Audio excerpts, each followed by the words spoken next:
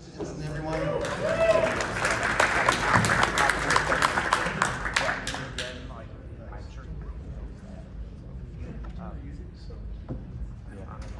All right. Hello, everyone. I'm Rosenstein, probably better known as Grom Brindle on Discord. I did most of the coding for this, so all front end, back end stuff. And the slide is not going. Anyway, the other two members of our team were J-Man Soy. Other button? There we go. So J-Man Soy, he did most of the the presentation he whipped up for this. He also worked on kind of like how to monetize this or turn this into a business. I also worked with SheetMiner, who I've done some data visualization in the past with my optimizer data. So, our idea, we really focused in on the mission statement of the hackathon, which is how do we add value to Upland? And so we were tossing around a bunch of ideas, and eventually we settled on the best way to do this would be through a NFT Battle Arena. So, let me explain what this is. So, the general idea is that these NFTs will have a set of skills you can train them with. And for the sake of the hackathon, we gave them 3 primary skills: rock, paper, and scissors.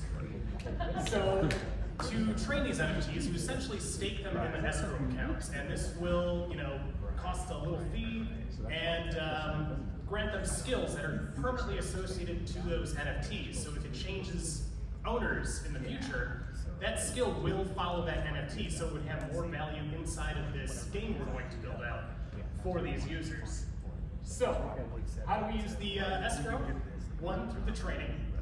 To train an NFT, you select which NFT you want to train, you select what skill, you select how long it has to train for.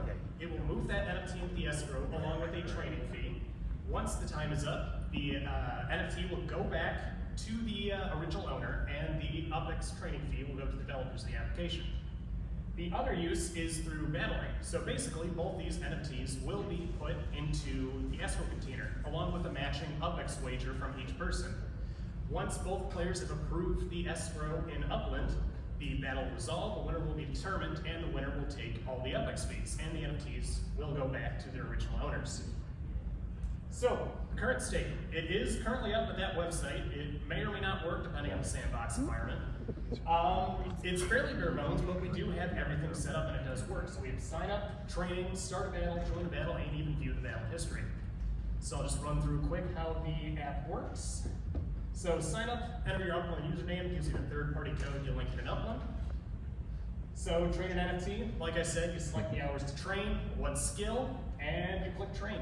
Prove it in Upland, and it will go ahead and do that. Once you've trained your NFTs, you can move on to create a battle. You select whichever NFT you want to fight with, set the wager, and you click create a battle. And now you have to find a challenger for it, which will be on a list of all the NFTs looking for challengers. So you want to go through here and see if you can find one you think you have a favorable matchup with. Once you think you found one, you join that battle, and you select which NFT you want to fight with. Once both parties have accepted the escrow, the battle will happen and the winner will take all the UpX. And lastly, we have the battle history, which could also add value to these NFTs in a way like, let's say you have an NFT that wins a lot of fights. You'd have a fairly good prize fighter on your hands, so it might be more valuable in the secondary market. So, business model, we see this as a win-win-win for all stakeholders. First, players gain permanent skills to these NFTs that transfer around. So it adds value to these NFTs in the secondary market. If you have a game and you want to sell a particularly good game piece, that's going to be worth some money. Upland wins because players now have incentive to buy more of these NFTs or purchase, UPX or Spark to stake in these battles. And finally, the developers win by keeping the training fees. It's a pretty simple one. So future plans. Obviously this is a very bare bones idea. I don't think many people want to play a rock, paper, scissors type game. It's not that interesting. But it proves that our basic idea of training these NFTs and giving them skills works as a concept, and it works with the developer tools they've given us. So what couple ideas we had like a tower defense type game where we load in a neighborhood map with existing buildings and structure ornaments act as turrets. And depending on how people have upgraded them or trained them, they'll have different abilities. You could have block explorers trying to navigate this, where they have different skills like speed, agility, defense, hit points, whatever. We also thought of maybe an NFL Players Association legit league where you send your legits into training camp prior to the season, and they would gain a certain boost to their stats during the actual season. Obviously, these ideas will take time to figure out and work the numbers out so the game actually is fun to play. I think that's pretty much it, so I guess I will move on to questions at this point. Awesome, thank you very much, Alex. Round of applause for that presentation. Mic a little bit more so they can hear. Yes. Thank you. Thanks, great presentation. Thanks for participating also in the hackathon. So obviously, great prototype that you guys built during the very short time that you had. Walk me through a bit how you plan to really visualize the battles in the future. Which technologies are you going to use, and kind of like what is the wow factor and the excitement factor you're going to add in? Yeah, obviously I think the weak point is UI, because that's not my particularly good area of programming. So that's definitely something to look forward to in the future. Like if we did the tower defense type thing, I probably want to build like a Unity 3D map where you pull the neighborhood in from building data so you can actually see in 3D instead of just like a 2D map or something. So yeah, we definitely want to go with a more robust UI, and that's probably something I'd use the funds of winning would be to find someone to help out with that. Just another follow-up question. How much do you expect, kind of like out of those, of that grant to be used in favor of different aspects of development? It really depends what's out there for hiring programmers. Like they're not cheap. Some of it would probably just be me spending time on my own, learning the technology and doing it, because that's just what I like to do as a hobby I have. Very cool, thank you. I have actually two questions. The first one relates to the UI issue that you were mentioning. I believe those skills should be obviously presented UI-wise. And how you plan on tackling the fact that each NFT is going to look completely different? If you want to add those badges or those, extra features.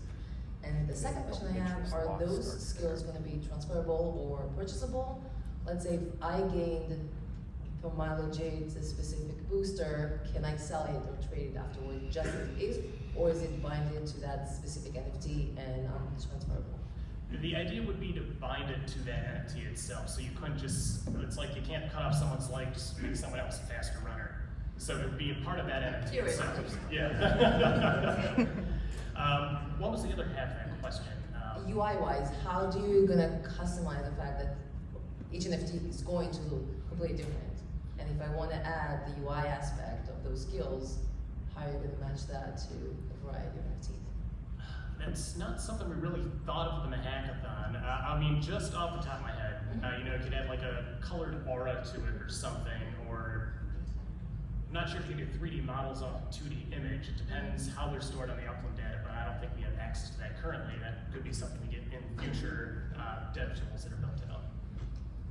Thank you very much. Great presentation, great idea. Two questions I have. First of all, you mentioned potential brand partnerships. What is the ideal brand partner you would like to have? That's the first question. So I think the obvious approach would be go to like other types of board game manufacturers, or maybe playing card manufacturers, or trading card games, stuff like that. It seems like a very prime spot to go in for that. And possibly video game manufacturers too. It really depends on what type of game we decide to build out, or what type of game the brand partner would want to build out. And then the second question is, do you think, I saw that you have the ideas of leagues. Do you also see maybe squads, that people are grouping together in small teams and competing, or do you think it's always a single player type of approach? That's very much something I'd like to do. Like a one-versus-one battle arena is just like a bare bones idea. We definitely want to expand it like the NFL Players Association leagues. We would definitely try to do like full football team type things where you have to get like a set number of players to play each position. Nice, cool.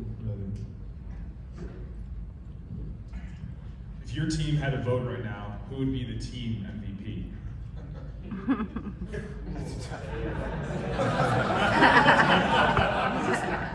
You are!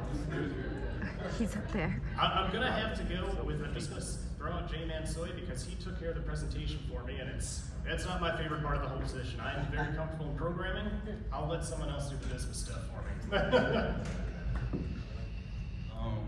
I'm a huge gamer, so this is like a great idea to me. I saw that you mentioned the tower defense, you mentioned like 1v1, and then you also, I saw up there, but you didn't really talk about it, like the RPG style. Of the three, like what would be your favorite? Because, you know, like in my mind, the tower defense, like you can take it to like a Warcraft, Starcraft type of thing.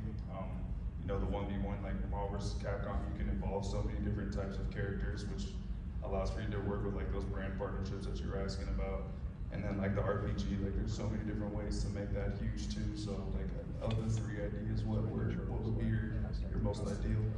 I think our most fleshed out are probably the tower defense or the NFLPA Legits League. The RPG is definitely one that would very easily fit into this type of idea of training because, you know, gaining XP or getting access to different spells is very much something in line with what this tech would demonstrate.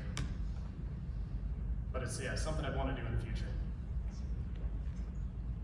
All right, any other, One more. That was a really great presentation. I love the idea. I can hear a lot of people giving you a lot of positive feedback. But if there were one feature 5 years down the line that you wish you could add to make this just the best, most fun thing ever, what would it be?